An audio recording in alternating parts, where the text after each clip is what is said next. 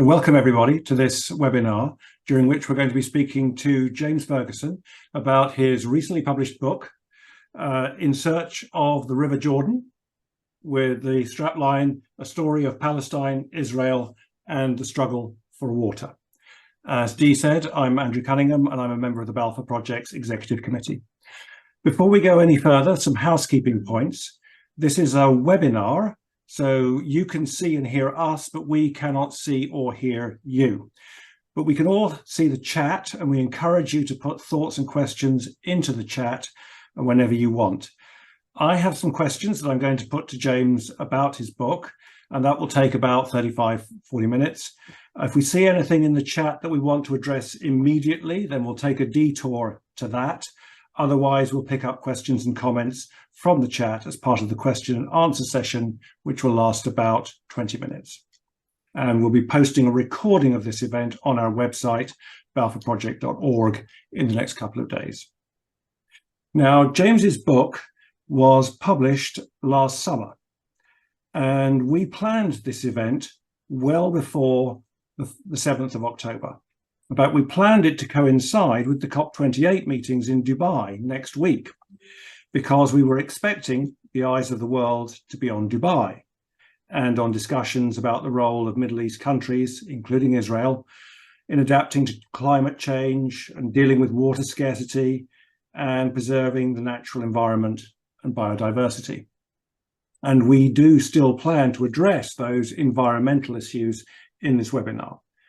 But of course, we've been overtaken by events, and the eyes of the world are rightly on the terrible things unfolding in Gaza. In that context, I do think it's very significant that James begins his book with a chapter on Gaza and on water poverty and hydrological degradation in Gaza. And the book ends with further reflections on the situation in Gaza, and we'll speak about why that's the case. Now, a few points about James. He's a British journalist. He lives in Edinburgh. As a foreign correspondent and freelance writer, he's written for publications such as The Economist, The Daily Telegraph, and The Daily Mail. He's also written 7 books, one called 1 Million Bullets, which was about the British Army's involvement in Afghanistan, and The World's Most Dangerous Place, which is about Somalia. Now, there are 2 other things that you should know about James. First, he is the great, great, great nephew of, wait for it, Arthur Balfour of the Balfour Declaration. And that also makes him the great grandson of Balfour's biographer, Buffy Dugdale. Now, the second thing you need to know about James, which is actually a bit more significant for today's webinar, second thing is that he's a trained hydrologist. In fact, he's authored academic papers on water scarcity. So when he writes and talks about the management of water resources in Israel and Palestine, he really knows his stuff. And that comes through in the book when he speaks to people who are managing pumping stations, managing desalination plants, and so on in Israel and Palestine. So with that, James, welcome. Could you tell us a little bit about how you came to write the book and the journey that you took around Israel and Palestine? Thanks very much indeed, and good afternoon, everybody listening. Yes, so really as a foreign correspondent, more than a hydrologist in the past, I've had an opportunity to cover Afghanistan and Somalia and all over the Middle East and North Africa. And as I've gone through my career of 25 years or so, I have noticed this correlation between conflict and water scarcity wherever I've gone. And it became something of a private interest of mine. I was trying to kind of trace that relationship, particularly notable in Somalia. And ultimately, I went back to university in my late 40s, to do a master's degree in hydrogeology. And my special paper, my thesis there was about Yemen, which Sana'a, the capital of Yemen, remains on track to become the first global city to fail through lack of water, with conflict looming when I was researching that thesis. And look what's happening in Yemen now. That is in many ways a water conflict. It's an interesting paradigm. I was going to write a book about Yemen, never quite happened, but instead I got sidetracked into Israel-Palestine, which in some ways is perhaps the granddaddy of water conflicts in the world. Water is at the root of the rivalry between the two sides. I first went to the region as a student backpacking back in the 1980s, and that was the first time when I ever saw the River Jordan. And in those days, you could cross the Allenby Bridge from Jordan into the West Bank and look over the side. You can't do that anymore, but you could then. And I saw then how little water that river contained. It was a muddy ditch, even back in the 1980s. And I remember thinking, what on earth has happened to this river? This is the large, really the only major river in the region, and it had no water in it. Where on earth had all that water gone? And that was the beginning of a question that I had, and which this book finally got around to answering properly. Most of you may know this already. The answer, of course, is that the Israelis stopped up the River Jordan just south of the River Galilee back in the 1960s and diverted it into a canal called the National Water Carrier and channeled it off down to the southwest and down south to Tel Aviv and beyond. And modern Israel has been fueled by that water that has supplied Israel for really forever, since the 1940s. That's been going on, but particularly since the 60s when the National Water Carrier came on stream. And I just became totally fascinated by the story of what on earth has happened. We have this entity called the West Bank. It takes its name from the West Bank of the River Jordan. That is a river with no water in it. What a bizarre sort of situation to be in. And that's what this book is all about. So let us not delay in focusing on Gaza, where you begin your story. You begin the book there, you end it there, and you describe water poverty.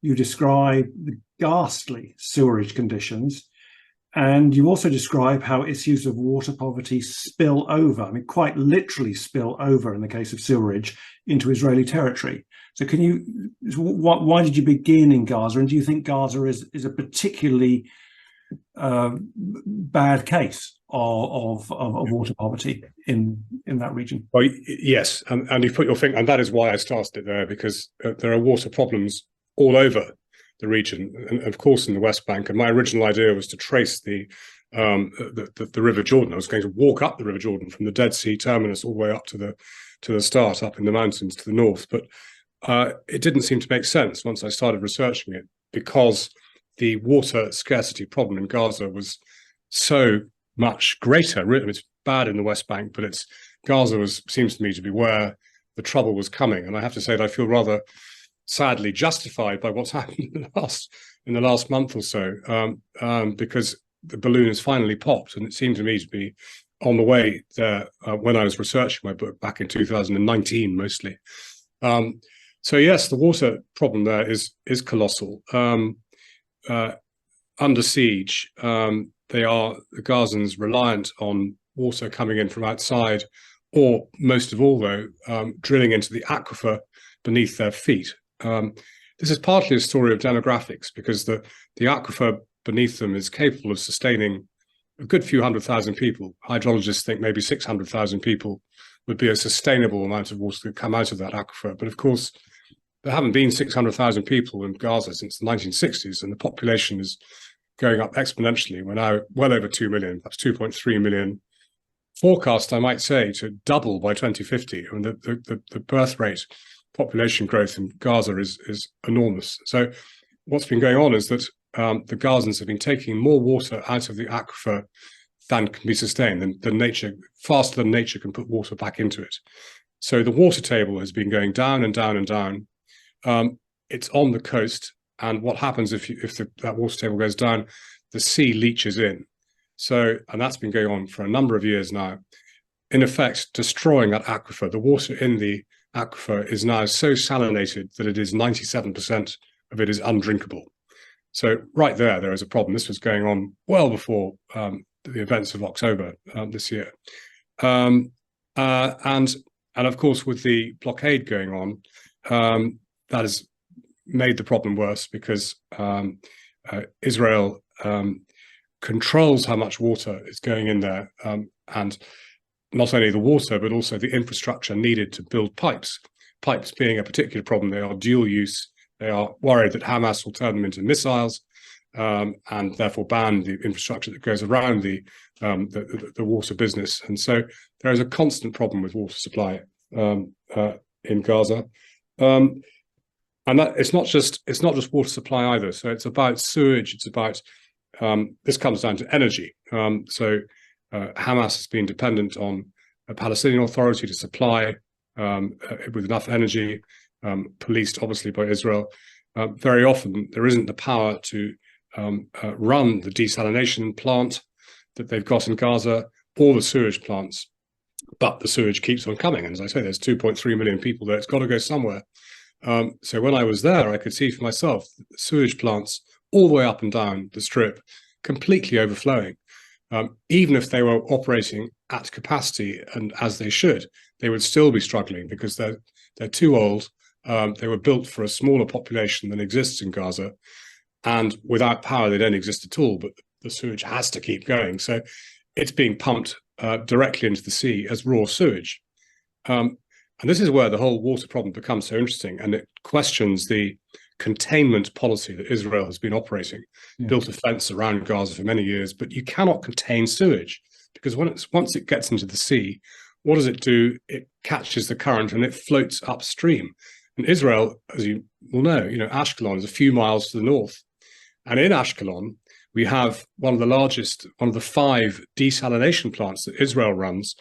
So twice in the past, so much sewage has floated up north along the coast that they've had to shut down those desalination plants because of sewage entering the intake plants. So what you have is this situation where there's an academic called Feitelson in Jerusalem who suggested that Israel and Palestine were like like a Siamese twin with one shared organ.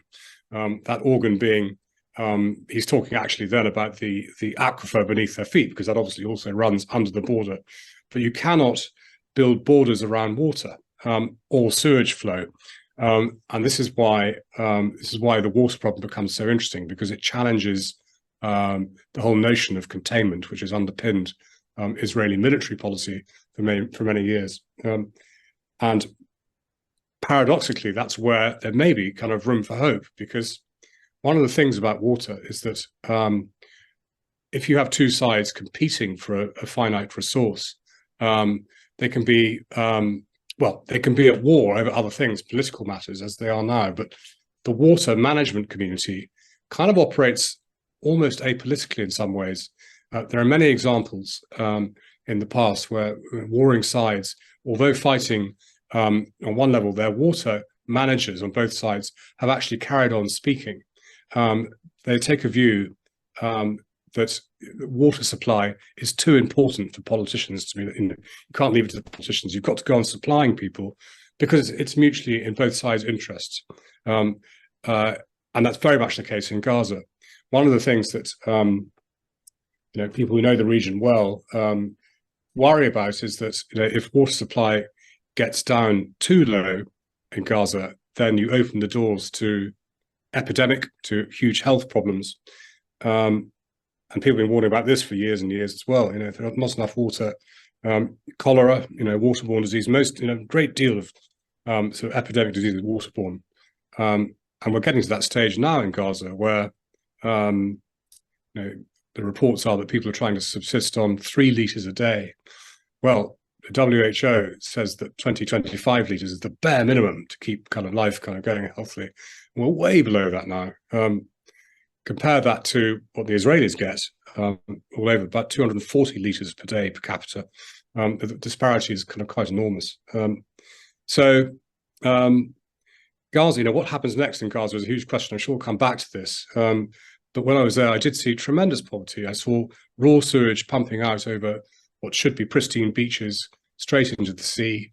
The beaches in Gaza, too dirty most days for even the locals to swim in, and they're desperate to swim in it because they don't have shower water, a lot of them. And in Jabalia, the refugee camp that I visited up in the north, I spoke to families there. There's one housewife, a woman with 8 children, that sticks in the mind. She said that as a mother, she spent 2/3 of her day worrying about water supply, where her next lot of water was going to come from, because it was very far from obvious. There are kind of cowboy operators who run their own wells and sell water at a profit to the locals. But that water is very often contaminated with salt because it's coming out of the aquifer, or it's undrinkable for other reasons. And already in Gaza there was high instances of other waterborne diseases, minor ones like diarrhea or shigellosis, skin disorders, that kind of thing, are very, very common. Doctors at Al-Shifa Hospital told me all about those. Those kinds of diseases will now be going through the roof, scabies, that kind of stuff. And there are reports of this happening already. The question really is what happens next? Is it going to kind of take off and go really nuclear into something like cholera? And that is something that environmentalists particularly have been worrying about for some time already. I'm sure we'll come back to Gaza, but let's just move on for the moment to the West Bank, where we see a huge disparity between access to water enjoyed by the settler villages and by the Palestinian villages.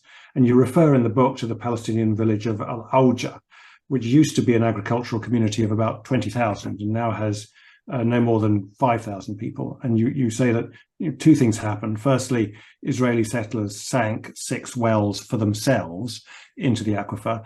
But secondly, you point out that much of the village lies outside Area A. And so in order to sink wells in Area C, the villagers need permission from the Israeli military authorities, and that is almost never granted. So that begs the question, is there a water shortage, or is there in the West Bank, or is there enough water for both Israelis and Palestinians? And what is Israel's strategy? Is it in Israel's interests to degrade and depopulate Palestinian villages through water colonization? Well, that is certainly the strategy of the settler program, yes. They are, and I saw it myself in many villages, not just in Al-Auja, but up and down the West Bank, particularly in the Jordan Valley, where it's almost routine to vandalize village wells, and it's a very, very obvious way of controlling and domineering a rural population that is dependent on water for crops and livestock. Your question, is there enough water, is an extremely pertinent one. It depends what kind of water you mean. So of natural water, by which, all river water, groundwater, probably not. And in future, there certainly won't be, because the population of the region is kind of going up by so much. And there is an estimate that says that by 2050, the water requirement of the population will be about double what nature can provide. So the answer is definitely not, and probably not already. However, the water supply is not all natural. We're not only talking about natural water. So Israel leads the way in manufacturing water. And this is the future, really. They have been very prescient about this shortage and started desalinating in earnest. Water from the Mediterranean. They now have 5 giant desal plants up and down the coast, and I think it's correct that something like 80% of all domestic water in Israel is now manufactured, and they make so much water actually that Israel has a surplus of water, and that is almost unique in the Middle East and North Africa. It's an incredible kind of achievement actually through technology, not just through desalination, through other technologies like recycling and grey water use, and there's a whole package of things that they do. The problem is that they don't share that water with Palestine. In fact, they sell it back to them. This is the great injustice, and it comes down to the Oslo Peace Accord of 1995 has a lot to do with this, and we can talk about that a bit if you like. But this is the circularity of this situation is so ironic. So here we have an entity called the West Bank of the River Jordan, which has no water in it because the Israelis have nicked it essentially, and canalized it and then sell it back to the Palestinians, who think they have a right to this water. There are people who have lived up and down the Jordan Valley for generations who remember the river when it had water in it and fish and all the rest, not that long ago. And now it's dry for part of the year, and in many places it's a mud bank. How kind of unjust is that? And of course, the Palestinians kind of feel that very, very strongly. Could we just touch, when we talk about the West Bank, just touch on Rawabi, which is a village that, or a town that was being constructed by Palestinians and needed water. And just tell us about Rawabi, please. So Rawabi is a fascinating place. It's the first Palestinian planned city, just north of Ramallah. It's still under construction, built by a far-sighted, in my view, Palestinian millionaire called Al-Masri.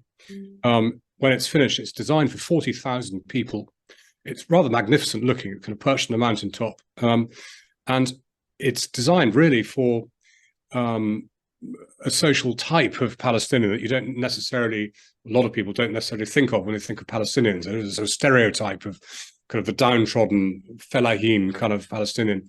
Rawabi is not like that at all. It's an extremely middle-class place based around a big shopping centre full of Tommy Hilfiger shops and high-rise, kind of very sort of westernized.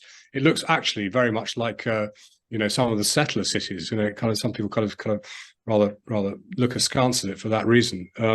But anyway, Rawabi was going great guns 10 years ago, kind of half built, and then suddenly the whole thing very nearly came to a stop because the Israelis stopped water supply to it. And without water, there was not going to be any Rawabi. They did that because Mekorot, who are the state water utility, were asked to kind of increase a particular pipe that was also supplying a settlement nearby. Mekorot said, we can't do that because we have to, without permission from the civil administration, which is the military. The military said, we're not going to give permission without the say-so of the Joint Water Committee, which is a committee that set up 1995 at Oslo, but is defunct, has been defunct since 2010. So the whole thing kind of came to a grinding halt. There was no water. Thousands of workers were laid off, and Rawabi very nearly kind of collapsed. In the end, it was rescued by foreign pressure on Netanyahu, who kind of ordered the taps to be switched back on again. But it was quite a close-run thing. And the whole thing, when you see Rawabi, it's an impressive project, and it suggests an alternative kind of Palestine, a different sort of Palestine, a different future for Palestine. And you look at it and you think, well, why would Israel not want that? It seems to be, what would you prefer? What does Israel actually want? This is the real question, and it's pertinent now because it's unanswered in Gaza. What does Israel want in Gaza? But Rawabi suggests that there could be a very different type of Palestine from the one that they are fearful of and that we all know, the stereotypes of violence and the refugee camps and so on. It could look like Rawabi with foreign investment. By the way, Rawabi is completely Qatari funded. The shopping centre is known as the Q Centre in homage to Qatar, who are the main backers. So, but that's a model for the future, and maybe not be to everyone's taste, but it's a terribly surprising thing to see when you do. And I was amazed by it. I'd like to turn the conversation now more so specifically to environmental issues and to biodiversity. And there's a very striking narrative on page 210 of the book that begins with the remark that the Jewish National Front, which owns 13% of all Israeli territory, has planted more than 240 million trees in Israel. So I think that's great. Yep. And then in the next paragraph, you point out that this forestation has often been used to cover over the ruins of Arab villages that were emptied during the 1948 Nakba. And you cite an Israeli NGO that says that 46 Jewish National Front forests are on the site of Arab villages. Yep. And then finally, and we're still on page 210, you quote the fictional hero in Theodor Herzl's novel Alt Neuland, who says, and it's a really offensive quote, so trigger warning, people. This fictional character in the novel says, up yonder in the valley of Jezreel, you must not expect to see the filthy nests that used to be called villages in Palestine. Now, I found that narrative sequence quite astonishing. So we go from forestation, which is apparently good, to sort of naked racism. And in the book, on the one hand, you describe how open spaces and nature are very important to Israeli citizens. But on the other hand, we see how nature and forestation is being used to cover up the past. And I just find this confusing. Please go. Well, it is confusing.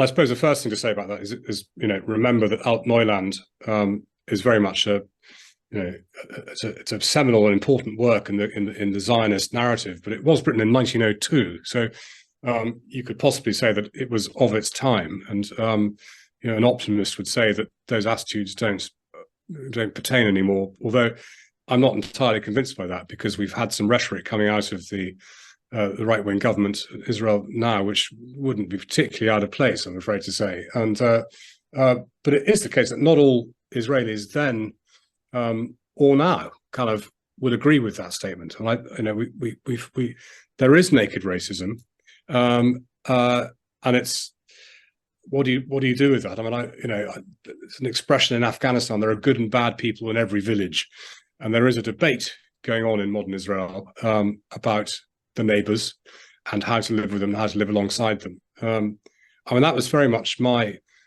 sort of observation and experience. While researching this book, I spent a lot of time all over Israel and the West Bank and Gaza, but actually the difference, the division between increasingly Orthodox conservative Jerusalem and increasingly liberal and progressive Tel Aviv, I found absolutely astonishing. I mean, it's they're not very far apart. It's a very small country, but the divergence between those two cultures is enormous. And it seemed to me at times that there was like a sort of a battle for the soul of the country, and particularly in this very, very fraught electoral period we've had. I mean, we just had, whatever it was, 5 elections in 4 years, was it, or something, and it's probably not over yet. There's this kind of terrible kind of fight about the direction of Israel, and this comes down to at the heart of that division and heart of that discussion is the response, and how, in response to Palestinians, how the two sides are going to live together. So, Alt Neuland, I mean, it's important because it's a seminal text in the foundation of Israel. Tel Aviv, you might know, it means it's a skit on Alt Neuland, means old new land. Tel Aviv is Tel as a historic archaeological feature, an old ancient thing, and Aviv, spring, old and new. That's where it got its name from. But I think it's important to remember that there is a strong tradition of liberal thought in Israel which will push back against this, and not everybody wants a mono-ethnic state there.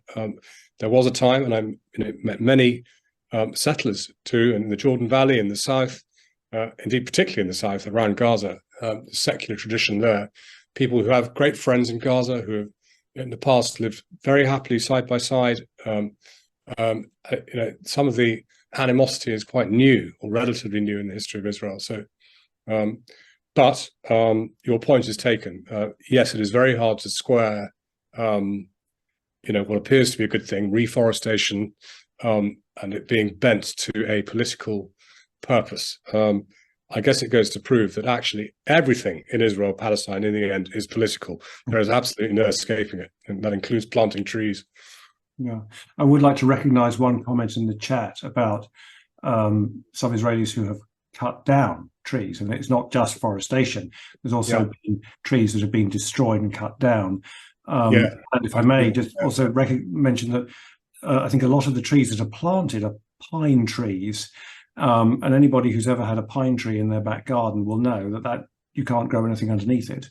So the tree might look good, but you destroy the agricultural land by planting a lot of pine trees. Yes, and the cutting down of tree. I mean, we're talking about olive trees typically, and this has become a huge symbol. I forget the figures, but the number of olive trees that have been vandalized, uprooted by settlers, particularly, is enormous. Absolutely, amazingly, the UN actually tracks this. There is a monitoring process for this, and they know what they're doing, the settlers, because olive trees is a very important traditional crop for Palestinians, always has been. It's regarded as a symbol of Palestinian statehood. It's sometimes equated with samud, steadfastness, because what is required, it is said, to resist the occupation, the occupation and the the state that they're in. And it's the same with the roots of the olive tree, which kind of burrow down tremendous depths to find water, have this capacity to cling on in difficult environments. So rooting out olive trees, which can be very, very ancient, is a symbolic way of rooting Palestinians themselves out of the land. That's an interesting comment just popped into the chat. Richard Lawson says destruction of olive trees is, he believes, forbidden in Leviticus. That's a reference that we can all follow up later. So nothing new there then. Yeah, that could be. You say at one point in the book that Israelis see water management in terms of technology, whereas Palestinians see water in terms of rights. And in the book, you describe some of the advanced hydro technology that the Israelis have developed and which they will be displaying in Dubai at COP28 next week. Is there any way to bridge these two differing perspectives on water? Well, not an easy one, and in a way, that's what my book is about. I mean, it was talking to both sides. It was like observing a dialogue of the deaf. So the two don't really meet. Palestinians say, we have a right to water, and if there's ever going to be a second state, a two-state solution, what state doesn't have the rights to control the natural resources in that ground? I mean, what kind of state are we going to have if they don't have a right to water? So they have a point. The Israelis, and by Israelis I really mean water technicians and people in the sector who kind of know what they're talking about.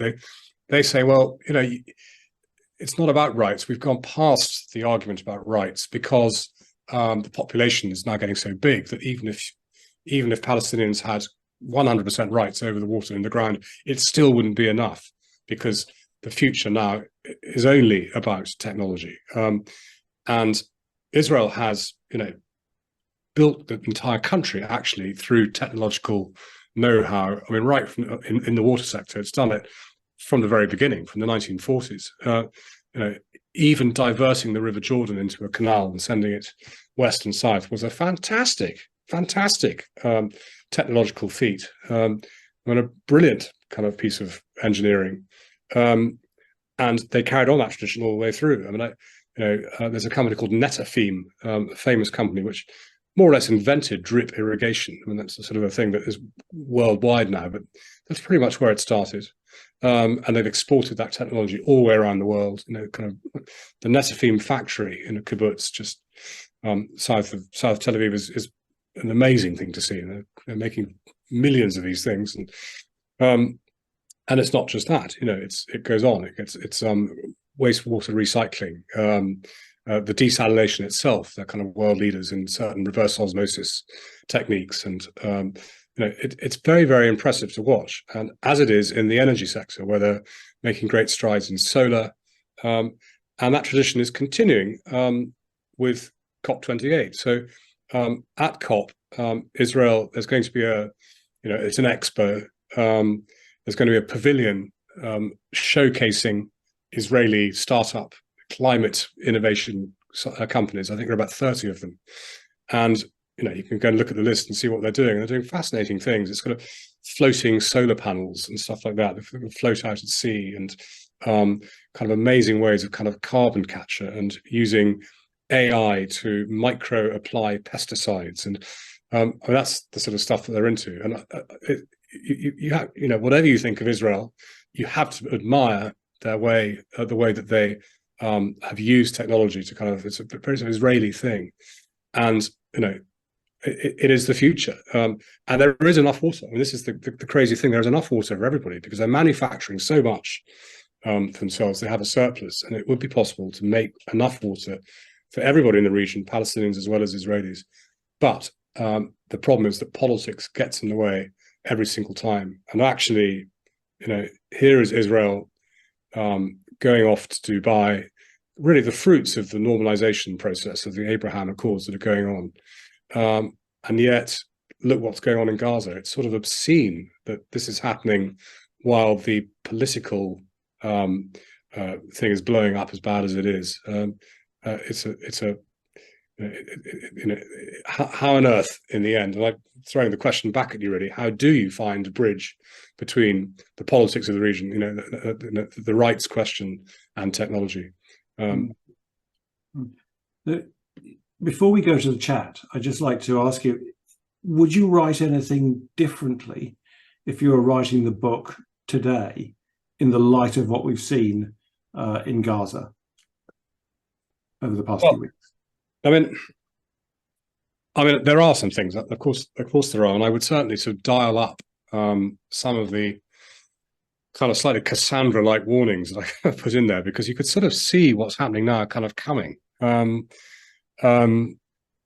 Palestinians talk about this rather poetic notion, that the word called lefe, I think it's called lefe, L-E-F-F-E, something like that, which I heard this in relation to water. So we Palestinians are like lefe.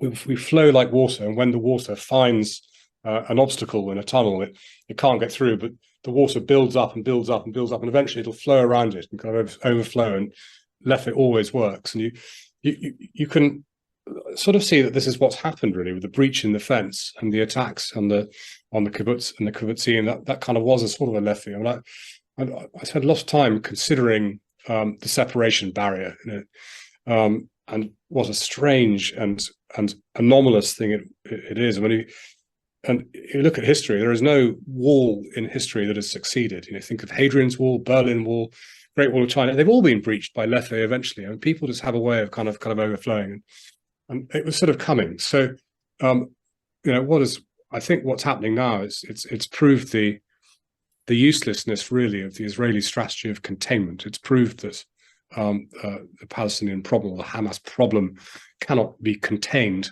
or managed, and perhaps the kind of ounce of kind of good news that's coming out of this is that we're going to have to kind of restart the peace process now, because where's this going? It's back to that question I asked before. What does Israel want out of all of this? At the moment, it's extremely dark. It's very difficult to sort of see where it's going. Where are all the Gazans going to go? They've been pushed to the south. I read recently that something like 45% of the housing stock in the north has been destroyed now. So where are they going to live? It seems to be, and Israel is creating such a rod for its own back here, because I don't think they're going to be, there's not going to be another exodus. They're not going to be pushed into Egypt. Egypt's not going to take them. History doesn't repeat itself in that way. I sort of think that Israel is marching towards a reopening of the peace process actually here, because I cannot see where else it goes. So it has to be in Israel's interest to do so. On the waterfront, if water continues to be prevented from getting into Gaza, and they continue 2.5 million people on 3 liters a day, that's only going to end up in one place, which is epidemic. And what happens if there is a serious cholera epidemic, say, kind of going through that? What happens then? They've got to be able to, would the international community be able to kind of rescue? There's a lot of loose talk about genocide now, but one does wonder, the numbers start to kind of become pretty apocalyptic if they carry on as they are at the moment. Well, let's take some of the questions and comments from the chat, and I don't think we'll have time for all of them, but just to take the first one, there's a question about the East Bank and about Jordan. We were speaking about the West Bank, but could you comment on any diversion or the use of water as it would have flowed into what we now call Jordan and the East Bank? Yeah, well, relations between Israel and Jordan is one of the examples where Jordan is very water scarce. It's kind of got a terrible lack of water, and there's been an agreement with Israel since in the mid-90s. Israel does supply Jordan with water, and quite successfully over. The answer is that Jordan is important, because I suspect that the solution to all of this is a regional one, and Jordan is key to that regional approach to water allocation. It's been tried before unsuccessfully in the past, in the 1950s, but that's not to say that you cannot try it again, have a proper regional water allocation plan, which may well involve more technology, the famous red to dead scheme to rescue the sinking Dead Sea with canalized water coming up from the Red Sea with Jordan's cooperation. They're vital, the Jordanians, is the short answer to that. But it's slightly out with my remit, because I didn't go to Oman to research this stuff. But I know that the regional solution is very interesting. There could well be a trade-off between, say, solar energy, which Jordan is very kind of strong on. You could trade energy for water. That sort of thing would be needs to happen, I think, in the future. But it does require the political will, which is very hard to see at the moment, especially with this government in Jerusalem. I'm going to put you on the spot a bit with a couple of organizations that have been mentioned. So one, as a reference to EcoPeace, which is an organization bringing together Palestinians, Jordanians, and Israelis. Yeah. And maybe if you have any comment on them. And then further up the chat, there's a question about the MEDRC, an Oman-based intergovernmental organization that includes Israel, Palestinians, and Jordan, meant to address the politics of water in an equitable fashion across borders. And wondering whether that's useful, and could its work be boosted across further borders like the Arab Gulf states, the Persian Gulf states. Yeah. Second one, I can't say anything about it. I don't know anything about them, to be honest. Sounds great. EcoPeace, I certainly do know about. Gideon Bromberg was the man who's been working for many years on that. He's excellent. And they are a forward-thinking organization who they've tried very hard to persuade the Israeli government that Palestine's, and particularly Gaza's, water shortage is not just a Palestinian problem, it is also an Israeli problem. And I think you could make the case that they have done a great deal to kind of swing the dial on that discussion. There are people in Israel now who understand that you cannot isolate Palestine's water problem, because it is literally Israel's problem too, when sewage flows north, blocking up Israeli power stations and so on. More power to their elbow. I'm a fan of EcoPeace, and they're kind of a leading organisation on this matter. There's a question which I think you've answered. Would epidemic sewage contaminate the Israeli population? You've spoken about Gaza and the border with Gaza, but could it happen in the West Bank? Well, I mean, the EcoPeace sort of prediction, the kind of the apocalypse movie kind of version, is that, and this is obviously before this October, but he said if there was an epidemic, you wouldn't just have a few, tens of thousands of people demonstrating on the fence every Friday, which we've had for some years. You'd have an entire, hundreds of thousands of people moving to the fence with buckets, clamoring to get out, saying, please get us out of this. And what happens then? And in that scenario, the IDF cannot shoot down hundreds of thousands of people trying to kind of escape an epidemic. The international community certainly wouldn't take it. His point was that Israeli public opinion wouldn't take it either. And suddenly you would have this kind of this outpouring from Gaza, which may still be Hamasified and so on and so on. So it becomes very quickly becomes a security issue as well. Could the epidemic spread? Well, I mean, in some ways, COVID was a dry run for this, which is interesting. COVID was a curious thing. It came to Gaza last because, weirdly, Gaza was isolated, and isolation turns out to be quite a good way of stopping epidemics from spreading.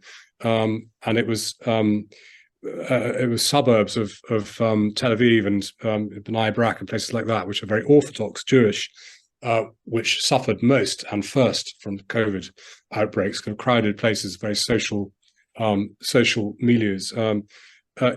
COVID did break into Gaza eventually, and they suffered very greatly from it eventually. But it's kind of an interesting thing that when you're trying to control epidemics, that actually that is exactly what you do want to kind of prevent people from moving around. The Gaza fence, ironically, deeply ironically, was kind of actually the perfect thing for controlling epidemic briefly, you know. But could expect? Well, yeah. I mean, of course it could. I mean, there's no reason why Israelis are, you know, they're no more immune to infection than anyone else. So, I mean, I think that yes is the answer.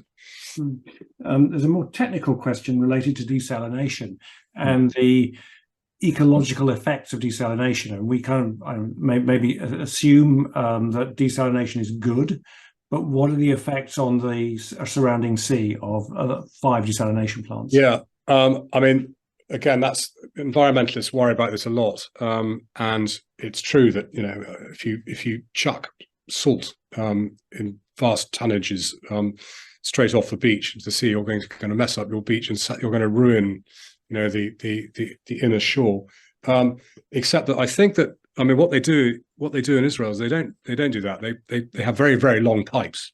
So the salt byproduct is piped quite a long way offshore and before it's dumped into the sea. And that there are environments that worry about this. Others say that it's not a problem, and that's partly because the Med it has a very sort of short coastal shelf, and then it goes down deep very quickly, doesn't it? So it's actually it's a deeper sea than most people kind of realize. And so for the time being, it's not a complete catastrophe. It may well have some adverse effects. I think most environmentalists will say that it's the lesser of two evils. So it's better to kind of, you know, you live with that, because the alternative is to drain the Sea of Galilee and every river and, you know, everything else. So if you want to save some environment, you've got to kind of, you know, maybe you can't make an omelette without breaking eggs, is the answer to that. And I tend to agree with that. And I think that on balance, desalination is, you know, is the future for all of us, not just for Israel. And the holy grail of that. And at the moment, desal requires a lot of energy. So there is that environmental cost. But in future and already, you know, you could have solar powered desalination. So you have kind of green energy powering this stuff. And that's sort of the holy grail for all of us. And I think more than that, like, you could make a prediction that in future, the cities that are going to thrive in the world are ones that are on the coast, because they have access to the raw material they need. One does worry about cities inland that don't have that access. You could say, are doomed. And there are some very big cities around the world. Mexico City is one of them, and Sana'a in Yemen, you know, up in the mountains inland, can't get to the coast. And there is a city that the UN predicts is about to collapse completely, and become the first one in the world to do so. It's partly because it's not on the coast. There's a comment from Isabel Smith, who seems to know what she's talking about. It says Vibrio cholerae survive in saline water, so any cholera outbreak in Gaza could spread along the coast to Israel. So that's an apocalyptic kind of idea. I think that is possible. And the thing to remember about Israel-Palestine, and I'm sure that this audience, lots of people know it extremely well, but there may be some who don't, I mean, is how very, very small it is. And I was very struck by this. I went somewhere and someone had superimposed a map of Greater Los Angeles on Israel-Palestine, and Greater Los Angeles is a lot wider. You know, it overlaps. It goes right the way into Jordan, over the River Jordan. That's one city. And driving around the place, so in the sort of central belt, the Gush Dan, which is, you know, used to be Tel Aviv, now it's all these satellite cities around it, and it goes on for miles. And Israelis themselves say eventually this entire coast is going to look like LA or something, you know, kind of, or maybe Miami, Fort Lauderdale. It kind of looks a bit like that, just this kind of urbanization all the way up into Syria. And this is, we were talking before about why green spaces and nature are so important to Israel. It's because where they live is so very crowded. So you need those parks in the Golan Heights, particularly, but, you know, all over the country, as the green lung of the country. But it's a really small place. So infection kind of thrives in crowded places, and we certainly have one in Israel-Palestine. So you just mentioned Golan Heights, and I was very conscious that we have not spoken about the Golan Heights yet, as we sort of approach the last 5 minutes. So and you do address the Golan Heights? Yeah, I've got a chapter on Golan. Yep. Yeah. I got fascinated by Golan because I wanted to know, what I set out to do was why Israel continues to occupy it. And my thought was that one of the reasons was it's the headwaters of the River Jordan.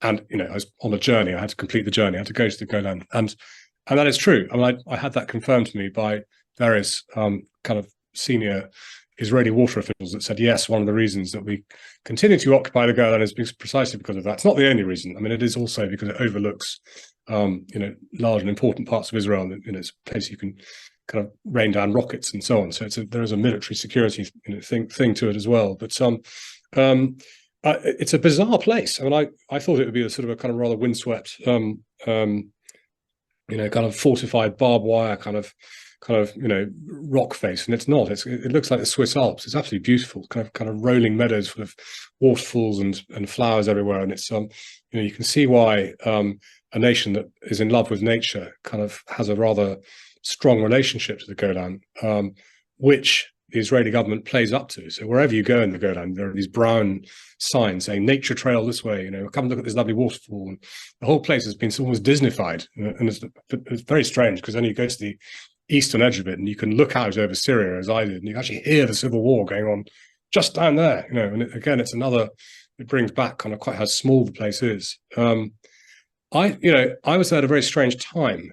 So Donald Trump was still in power when I was researching the place, and Trump had just been given a new settlement had just been named after Trump in his honor, and you had Mike Pompeo, I think, was there kind of declaring Golan to be Israeli, boom, like that. I mean, it's an amazing sort of dogmatic approach to the whole thing. When you speak to the locals, though, including, Israeli locals, settlers, I suppose, they're much more nuanced in that. They say actually that they don't feel quite so permanent. And it may be that if and when, I hope, a settlement comes, the Golan may well kind of alter its status again. I don't believe that it is definitely Israeli, despite the propaganda you hear on that line. I think that may well be up for negotiation in the sort of a future settlement, but it's a long way away yet, I'm afraid. So I'd like to just bring this to a conclusion. We haven't been able to address everything in the chat, and there have been some general questions about the conflict, which I think are probably sort of off topic a little bit, but thank you for commenting in the chat.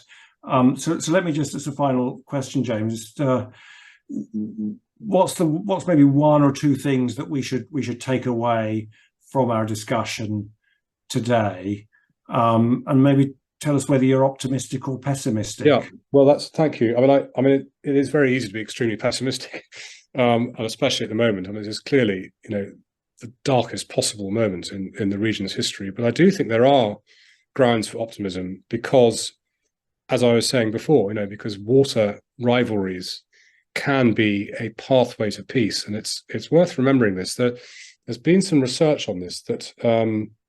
I think it's American, Oregon State University kind of logged that between 1945 and the year 2000, around the world, there was something like 507 international disputes over water. But only 37 of those resulted in violence. All of the others were peacefully resolved. And the reason for that is that water is too important in the end to fight over. It's not, there's no military advantage to kind of, to fighting over water. If you invade someone's country, you cannot take their water resource. You can't put it in the back of a truck and kind of drive it home with you. It has to. So, and what happens is that both sides kind of find mutual ways to kind of keep on supplying the civilian populations. And I would like to think, and I do believe it to be true, that cooperation in the water sector could be the beginning of a pathway to peace between Israel and Palestine. That's why I would like to see that happen. I think it is possible. The treaty with Jordan in the 1990s proves it. There have been attempts at this in the past, with US backing, and it could happen again. But not without a political settlement. And that's where the problem we're at the moment, is that we're so far away from a political solution that the water question is going to have to take a backstage. But at least water engineers on both sides of the divide have gone on talking all the way through, ever since the Intifadas, and they still do to some extent. And they may show the way for actors in other sectors to kind of, a lead for them to follow. So I'm, tiny voice of quiet optimism that things will be all right in the end. But I have to say that it may get worse before it gets better. Well, let's take that tiny voice of optimism in these terrible, dark times for Palestine and particularly for Gaza. We've scratched the surface. This is the book. I do recommend it. There's an awful lot more in there that we haven't had time to look at. So, James, thank you very much. Thank you very much today. Pleasure. Thank you very much for coming. Yeah, and I will hand back now to Deanna to wrap us up. But James Fergusson, thank you very much. Thanks very much, Andrew. Thank you. James.